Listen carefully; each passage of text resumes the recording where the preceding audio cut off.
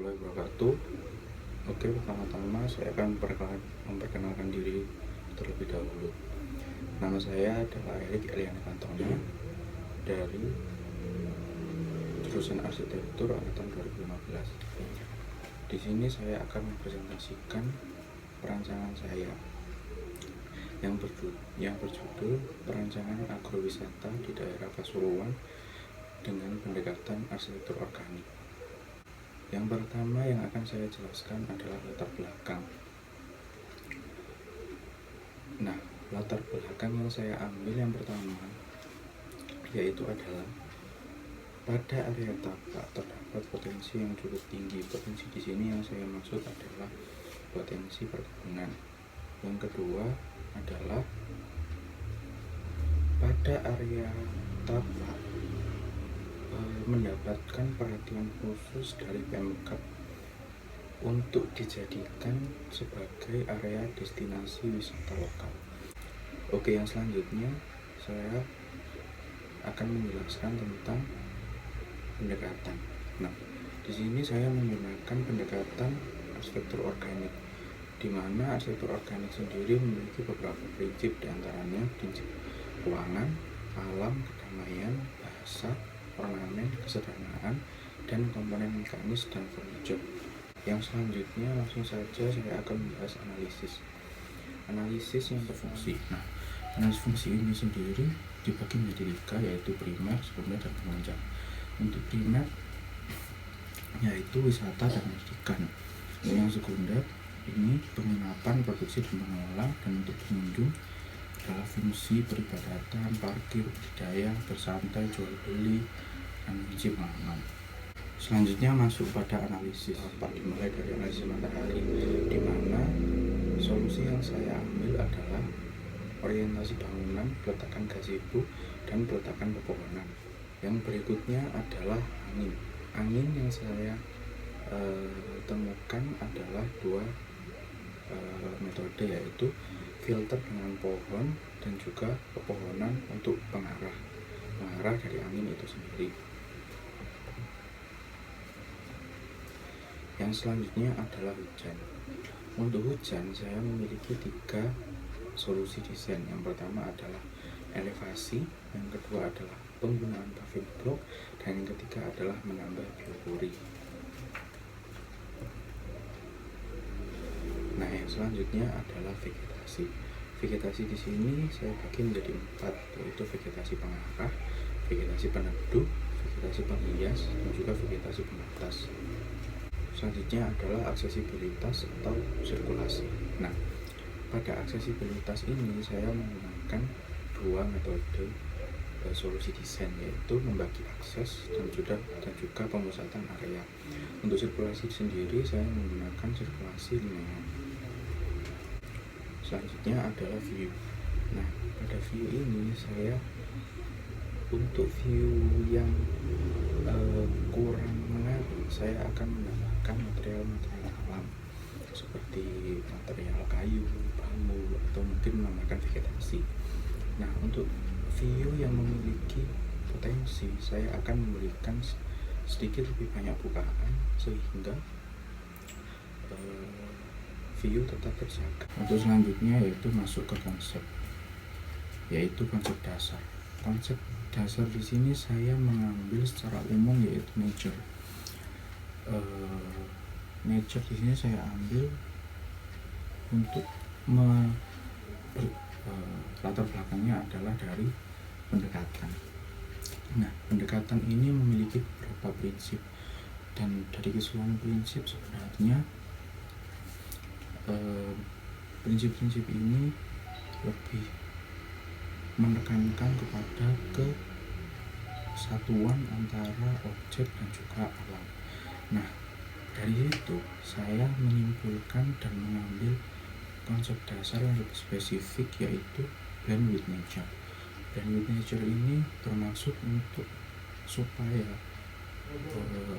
orang-orang atau pengunjung yang masuk dan lain sebagainya bangunan itu tidak kontras dengan alam, sehingga ketika dinikmati antara bangunan dan alam itu tetap seperti satu kesatuan.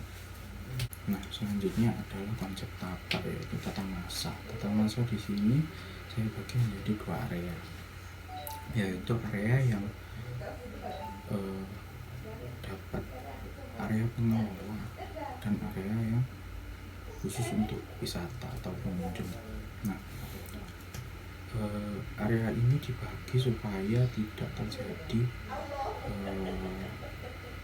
kegaduhan antara atau kebingungan ketika di dalam area bangunan terhadap pengunjung dan juga pengelola.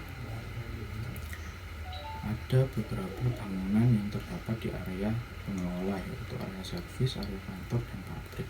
Dan untuk area yang ada di area wisata diantaranya adalah resort, agro, kolam renang, area open, food and cafe, greenhouse, spot foto, dan musala. Selanjutnya adalah sirkulasi. Nah, sirkulasi sendiri seperti yang ada di Anies tadi bagi menjadi dua, yaitu adalah untuk area pengelola dan juga area untuk pengunjung. Nah, untuk pengunjung saya bagi lagi menjadi beberapa paket. Jadi nantinya sistemnya adalah paket. Perbedaan paket ini yaitu adalah beda area kebun yang akan dikunjungi. Untuk paket A ini adalah paket menuju area kopi. Nah, untuk area selanjutnya yaitu adalah kolam renang, outbound, dan juga spot foto. Nah, nantinya pengunjung akan diberi fasilitas berupa kendaraan. Jadi begitu pengunjung membeli tiket dan memilih paket, pengunjung akan diantarkan ke area agro yang dipilih. Seperti paket A itu ke kebun kopi, paket B itu kebun paprika, dan paket C itu adalah kebun apel. Nah, nantinya pengunjung akan diantarkan menuju kebun, dan setelah ke kebun untuk ke area selanjutnya yaitu adalah area spot foto. Nah, di area spot foto ini sendiri pengunjung juga masih akan tetap diantar oleh mobil yang sudah disediakan. Nah, setelah dari spot foto ini baru pengunjung bebas untuk mengunjungi area yang lain, di mana paket-paket ini semuanya sudah bisa mengakses kolam renang atau outbound. Selanjutnya adalah konsep bentuk. Nah, untuk konsep bentuk di sini saya mengambil bentuk dasar berupa bentuk berundak. Nah, kenapa saya mengambil bentuk ini? Yang pertama karena bentuk ini adalah bentuk asli dari tapak. Nah, kembali kepada pendekatan saya adalah arsitektur organik. Nah, arsitektur organik ini saya menyimpulkan sebuah konsep yaitu bentuk meja. Nah, maksudnya adalah ketika saya mengambil bentuk ini, saya mempertimbangkan antara bentuk dan tapak supaya terlihat dapat menyatu. Nah, prinsip-prinsipnya yang pertama mungkin adalah prinsip alam, yaitu memanfaatkan bentuk alam, yaitu seperti tadi adalah tapak yang berundak, atau juga dapat diartikan dalam material. Material di sini juga tidak melulu kepada material yang harus menggunakan alam, tetapi dapat meniru warna atau tekstur. Selanjutnya adalah bahasa. Prinsip bahasa di sini maksudnya adalah supaya antara satu bangunan dan bangunan lain itu tidak terjadi kontras dan tidak terjadi kegaduhan visual yang ada. Nah, yang selanjutnya adalah prinsip kedamaian. Nah, kedamaian ini juga didapat dari aspek keindahan yang disajikan atau pola-pola garis horizontal vertikal yang tidak menimbulkan suatu kegaduhan antara satu bangunan dan bangunan yang lain. Selanjutnya adalah struktur. Tapak merupakan area yang cukup curam. Nah, untuk menerapkan sebuah struktur yang tidak merubah bentuk tapak yang asli, saya menggunakan struktur split level agar tidak terlalu banyak menggunakan teknik cut and fill pada tapak. Nah, dalam struktur ini yang saya gunakan, ya untuk struktur fondasi yang saya gunakan adalah tiang pancang, dimana dalam struktur yang curam untuk fondasi ini akan lebih aman jika diterapkan. Selanjutnya adalah konsep utilitas. Yang pertama adalah air bersih. Air bersih pada tapak menggunakan PDAM. Nah, untuk alurnya saya memanfaatkan kemiringan pada tapak, di mana nantinya dari PDAM saya akan alirkan menuju roof tank. Nah, roof tank ini akan saya posisikan di area yang paling tinggi, dan itu adalah di area sisi timur tapak. Nah, setelah dari roof tank nantinya air akan dialirkan menuju ground tank yang ada di setiap bangunan. Nah, dari ground tank inilah nanti akan air didistribusikan kembali ke bangunan-bangunan yang sudah ada. Nah, selanjutnya adalah air kotor. Air kotor atau limbah ini dibagi menjadi 3, yaitu limbah cair, limbah hujan, dan limbah padat. Limbah cair di sini akan disalurkan ke bak kontrol dan kemudian ke tanah. Nah, selanjutnya adalah air hujan, di mana nantinya akan mengandalkan kemiringan pada tapak untuk dialirkan ke bak kontrol dan selanjutnya ke peresapan tanah. Selanjutnya adalah limbah padat. Limbah padat akan dialirkan ke septic tank. Nah, baru nanti setelah dari septic tank langsung ke peresapan air tanah. Selanjutnya adalah kelistrikan.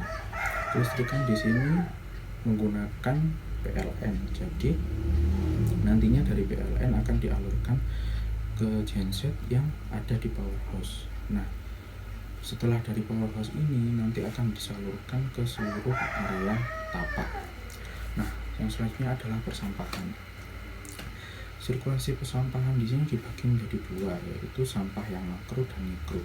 Sampah yang makro sendiri itu akan ditempatkan menyebar di area tempat sampah makro ini akan disebarkan di area-area tapak tiap bangunan agar pejalan kaki dan pengunjung yang lain dapat menemukan tempat-tempat sampah di area pinggir-pinggir bangunan. Nah, yang mikro ini akan lebih banyak disebarkan di seluruh area bangunan, bagian luar maupun bagian dalam. Nah, selanjutnya nanti akan dikumpulkan dan diletakkan di TPS yang nantinya akan diangkut ke TPA. Sekian dari presentasi dari saya, kurang lebihnya mohon maaf.